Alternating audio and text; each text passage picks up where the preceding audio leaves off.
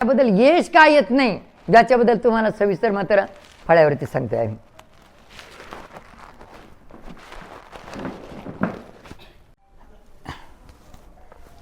तर आपल्या सगळ्यांच्या जीवनामध्ये तर तुम्हाला सगळ्यांना माहिती असेल, वार, नक्षत्र, योग आणि तिथी जर समजा लग्न संबंध जमायचे असले बी तरी आता कधी कधी गुरुजी मात्र 36 गुण काढून देते आणि पुढे 36च होऊन जाते. म्हणून मात्र 36 नाही, आपले 2 दिशाकडे योगायोगिता असते. आपल्या नावावरून आपले योग तिकडं तर त्यांचे योग आपल्याकडं 63 पाहिजे. नवरदेव नवरी ज्या टायमाला टाळी लावताना काही पाठीला पाठ देऊन उभे नाही ना, तशाच पद्धतीनं आपले योग तिकडं. तसं मात्र तर लग्न संबंध जमावताना जन्म माहितीची काही गरज नाही लग्न संबंध जमावताना. पण तिथं मात्र लग्न संबंध तुमच्या पद्धतीनं मात्र माणसं पाहून ग्रहमान पाहून जमा आणि लग्न तारीख पकडताना जन्मतिथी, जन्म नक्षत्र, जन्मवार आणि जन्माचा महिना. आता हा योग आहे. हे फक्त तुम्हाला व्यवसायाबद्दल जीवनात अपयश काय येतं त्याच्याबद्दल मात्र सांगायचं आहे. आता हा योग आहे.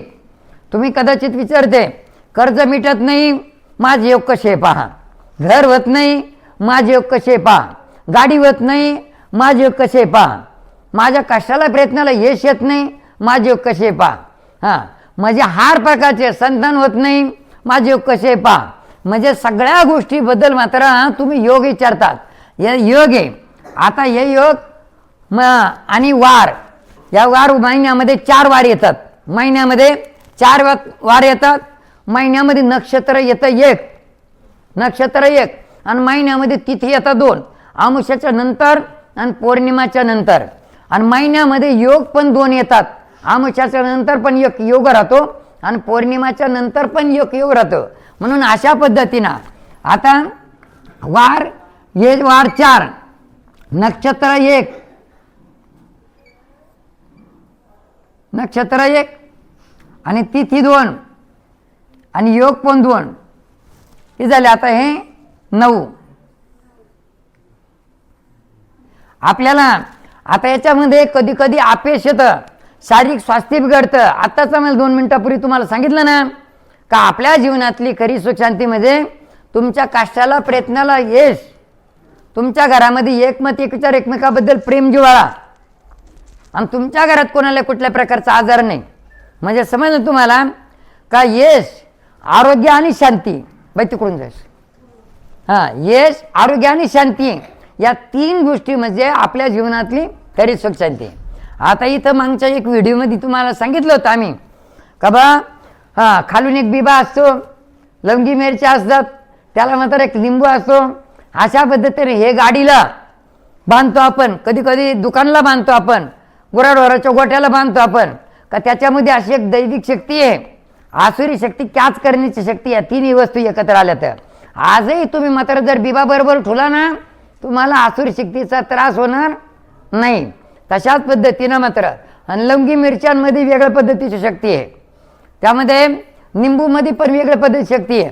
म्हणून इथं या 3 वस्तू एकत्र आल्या तर आसुरी शक्ती, दृष्टीदोष आकर्षित करण्याची शक्ती असते. गाडी जेव्हा पुसतो आपण, धुतो, त्या टायमाला या वस्तू पुसत नाही, धुत नाही. पण यदा कदाचित जर समजा या वस्तूचा द्वारा कुजला, ते रस्त्यावरती पडलं, त्याच्यावरून गाडी गेली ना, गाडी सुद्धा बिघडायला लागते. मग अशाच वेळी जर समजा त्याच्यामध्ये कोणती शक्ती आकर्षित केली, दृष्टीदोष, कदाचित अपयश तू यावा, त्याच्याकरता मात्र त्या शक्तीनं बिबा, लवंगी मिरच्या, निंबू या वस्तूंना अपयश यावा अशी शक्ती कॅच करून घेतली असेल. कदाचित मात्र शारीरिक स्वास्थ्य बिघडावा अशी शक्ती कॅच करून घेतली असेल.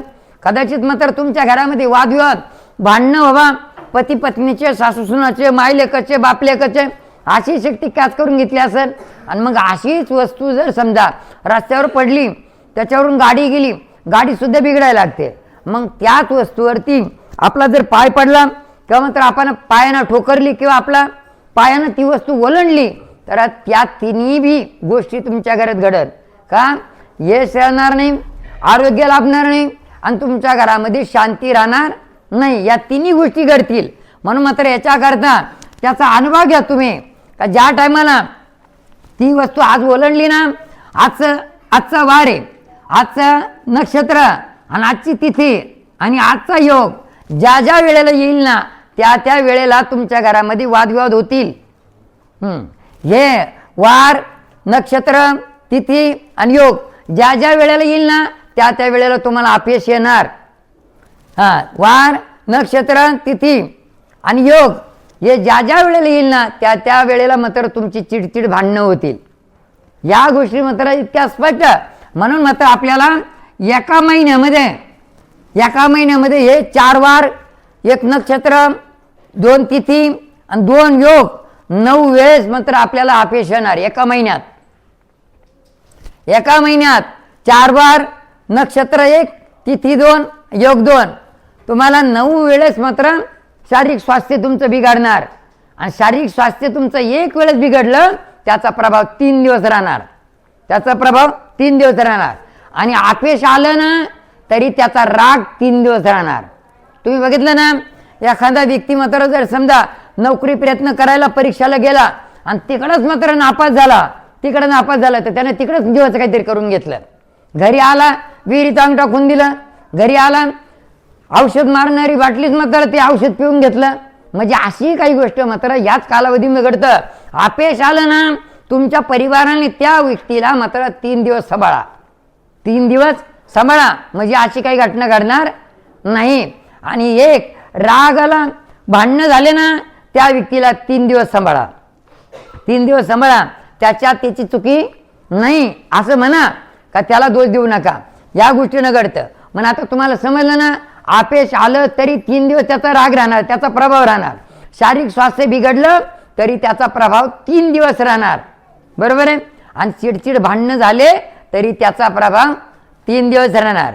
म्हणून मात्र असं जर समजा तुम्ही हे ध्यानीमनी जर ठेवलं ना निश्चित मात्र तुमच्या घरामध्ये सुख शांती मिळेल. समजलं ना. त्याच्यामध्ये कोणाची काही शंका असली तर विचारू शकते आणखी एकदम. म्हणजे तुम्हाला अपयश न करता हे मात्र फार महत्त्वाचं आहे. मग धंदा व्यवसाय असो, घरातली सुखशांती असो का कुठल्याही बाबतीमध्ये असू द्या, ह्या गोष्टी मात्र आतापर्यंत मात्र कोणी तुम्हाला सांगितलं नाही आणि माहिती नाही. म्हणजे आहे म्हणून आहे. फक्त शांती करून टाका पण शांती डोक्यातून निघून जाते. पण शांती काही घरात येत नाही. म्हणजे गंमत अशी राहते बांधायचं नाही. कधी कधी आपण स्वतः बी करून बांधलं तरी चालतं. त्याला बांधायला मात्र असं काही नाही, बंधन नाही. पण लिंबू सुद्धा आसुरी शक्तीला विरोध करणार आहे. विरोध करणार म्हणजे आता त्याच्यात एक स्पष्ट सांगायचं. जसं पूर्वीचा काळ होता एखाद्या मोठ्या पुलाचं काम जर करायचं म्हणलं तिथं मात्र नरबळी द्यावा लागायचा. नरबळी म्हणजे मनुष्यबळी. मग लहान मुलगा असेल या असं असेल पूर्वीचा काळ होता. पण तिथून मात्र आता त्याच्यावरती बंधन आलं. म्हणजे ते कोणाच्या याच्या काळामध्ये इंग्रजांच्या काळामध्ये होतं ते. आता आपल्या काळात नाही, ते इंग्रजांच्या काळामध्ये होतं ते. म्हणून